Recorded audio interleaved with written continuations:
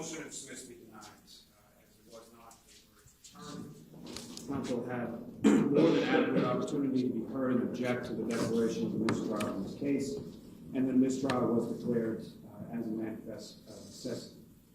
To that last point, as it applies to what counsel was referencing in regard to Rule 27B, what I would submit there is there's a stark difference between what Rule 27B encompasses and what counsel is asking for the court to do. And what I would say is there's a difference between what Rule 27B talks about, which is taking, or the right of a court to take partial verdicts, which certainly the court is entitled to do. If that were at any point in time indicated in any of the communications from the jury, or if there had been any communication whatsoever from the jury that they had reached a partial verdict. So Rule 27B has to do with taking of those partial verdicts, not inquiring or trying to extract or coerce a partial verdict by polling the jury who has declared repeatedly to the court that they're in an impasse. So simply put, Rule 27B just does not apply. When it comes to each of those respective points, the jury in this case, when one did not return a verdict, and two, counsel had adequate and ample opportunity to object to the declaration of mistrial, and three, that the mistrial was declared out of clear manifest necessity, which the court, in case law, has repeatedly stated is the prototypical sort of evidence or example of what manifest necessity is. But to those points, it is backed by decades, if not centuries.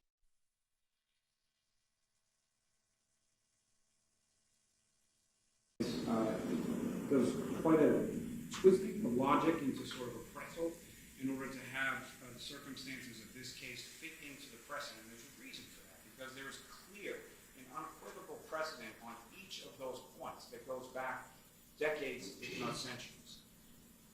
Commonwealth versus the juvenile is a case directly on point. And as the court is well aware, that's a case in which, following jury deliberations and the defendant having been convicted after trial, one of the court officers found a verdict slip in the jury deliberation in which the verdict slip was marked as not guilty. That case stands for the proposition that where those slips were in contradiction of the jury's report to the judge in open court, that they were deadlocked, that does not, the not guilty finding on the verdict slip does not contravene or overrule the verdict as it is applied in open court. Quoting from that case, and I think it's directly applicable to what's been provided to the court so far, it states, it is not enough to show that the jury may have agreed on some issues at some time. If that limited showing were to control, uncertainties would be invited. And that's exactly what the defendant is asking the court to do in this case, is in contravention to that case law, in juvenile, in Blue, in Roth, in Gray, in all of the cases over the decades and the centuries dealing with this. Buford itself states very clearly, the very object of the jury system, after all, is to secure unanimity by comparison of views and by arguments among jurors itself. A single juror's change of mind is all it takes to require the jury to reconsider a greater offense. And that also comes in Commonwealth versus Carnes as well.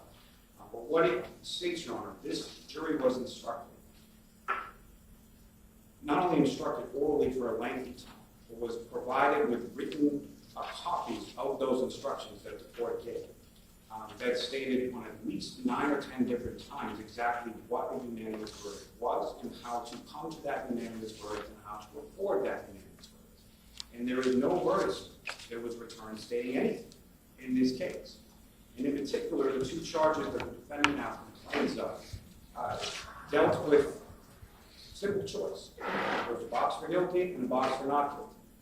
Neither was checked, neither was returned to the court at any point in time. There is no verdict in this case. Now, as far as whatever those communications that the jurors are referencing, what the Commonwealth was saying, Your Honor, is the jurors did nothing wrong in this case. The court did nothing wrong in this case. The court applied the law as it exists to this case. There is nothing special about this case. There is no special application or procedure that needs to be developed, created, or employed as it applies to this case or this defendant. This defendant, in this case, should be treated any similarly situated defendant or any similarly situated case within the court system. These jurors, as the courts refer to them as an extraordinary jury, and I know the court had opportunity to observe the jury throughout the course of the lengthy trial, and to review the many communications that the jury submitted to them, which Commonwealth would submit, were thoughtful, were deliberate, were intelligent, were incisive. This jury told the court on multiple times that they had reached an impasse as far as their deliberations were concerned, as it pertained to the charges. In the final note that was submitted to the court, they referred to the charges in the plurality, twice within that note, as it pertains to exactly what they were studying. When it comes to what they were communicating and reporting to be at an impasse in regards, they refer to it as charges multiple times. Whatever point jurors may have felt, the other thing I would say about the jury is, and this goes to the precise reason of why the procedures suggested by counsel are completely inappropriate and in direct contradiction of what the case law says. I can't imagine whatever the jurors have undergone since July 1st, as far as extraneous influences, whether it's personal, professional, who they talked to, what they talked about, how those things have formulated in their minds. The intense pressure that they felt just looking at the affidavit from the one juror in regard to the comment that the court had allowed with reference to the jurors' information remaining anonymous, at least for the time being. With respect to that is exactly what the case law advises against and governs as far as taking this sort of post hoc, weeks or months after a verdict has been returned or not returned, and then asking people to put themselves back in a position and indicate to the court exactly what was going on in that deliberative process. Asking them how they voted or what their vote was is infringing into that deliberative process that is specifically excluded from any sort of point of contention or inquiry by counsel, by the court, at any point in time. When it comes to the adequate opportunity that counsel had to object or to suggest anything else, this is the very first time that the jury gave any sort of note or indication beyond the first note asking for a report. Mr. Yannetti was asking for Tui Rodriguez. And understanding that asking for Tui Rodriguez is not equivalent to requesting mistrial. It's the first step in that process, and experienced counsel knows that. And even in that first note, the jury had not indicated that their deliberations were done, that they had done thorough deliberations. They weren't asking anything. They were just reporting to the court simply where they were in their deliberative process at that point, reported to be at an impasse. Counsel, and these are Mr. Yannetti's own words, on both occasions, indicated that from them, or argued for Tui Rodriguez on both of those first two notes that came from the jury, that this jury was emphatic and that they were, quote unquote, hopelessly deadlocked. That is what counsel was asking for. What counsel is intimating there and making an argument about is for mistrial at those particular points, or at least leading down. Now, as far, and this is also, again, as I stated, backed by the case of Ray versus Commonwealth states, counsel's request for Tui Rodriguez instructions permits, quote, the inference that both parties were provided an opportunity to confer on possible alternatives to mistrial. Commonwealth Pereira versus Pereira is on point with that particular point as well.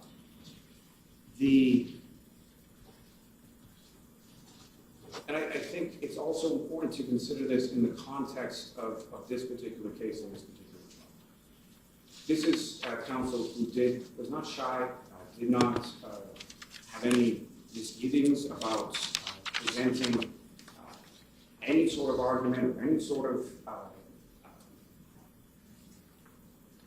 argument against the court's decisions when it came to anything that was even a perceived slight measure against the defendant's interest, and I would direct the court to the verdict slip argument that was made post-trial as well.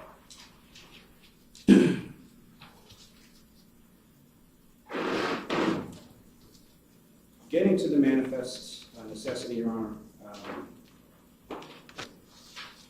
as I stated, what the case law clearly states is that a prototypical example of a manifest necessity is a deadlock jury or a hung jury, and that is what we have in this case. It's clear, it's unambiguous from all the communications, even Mr. Unanimous during his arguments for the two Rodriguez recognized the same. The dangers of coercion when it comes to a deadlock jury are amply stated throughout the case law, as far as Ray, as far as Cruz. The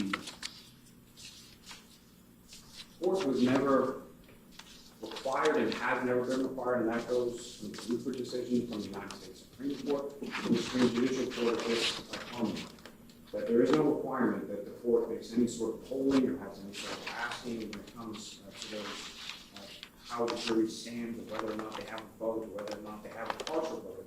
I would also submit, Your Honor, that counsel's argument is a little disingenuous when it comes to indicating that those cases only apply when you're talking about charges with lesser included, or charges that have a multiplicity of different findings that the jury can make. Because it ignores the fact that there are those two, and the two very charges or indictments that the defendant is seeking to dismiss here were very simple.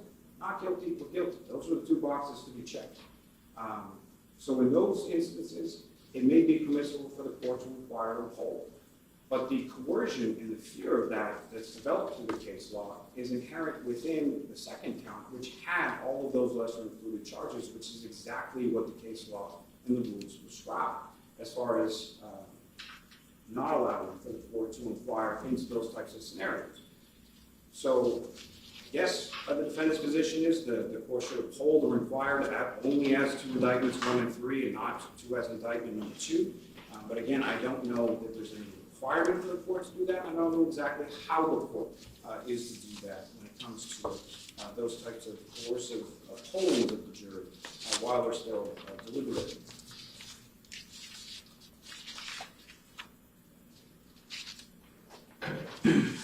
The notes and the communications from the jury, again, on 3 separate occasions, in a very deliberately, as far as the language that was used, declared themselves to be at an impasse on 3 separate occasions, the last of which included language to the effect that any further deliberations would be futile.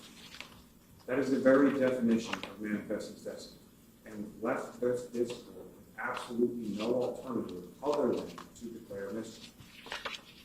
And it is clear from the language of the jury's communications to the court, and it's clear from the case law and the rules and the law itself as far as what the court can do.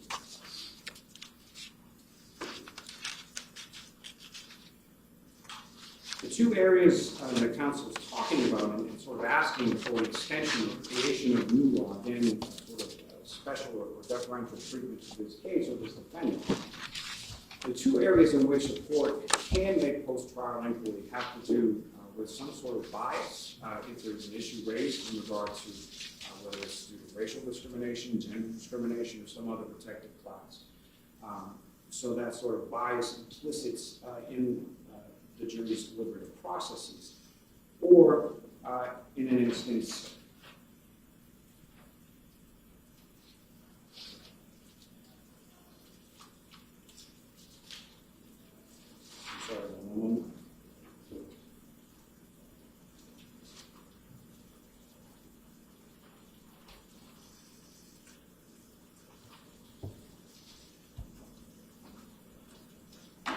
and in an instance in which there is some sort of allegation or some sort of evidence of extraneous influence.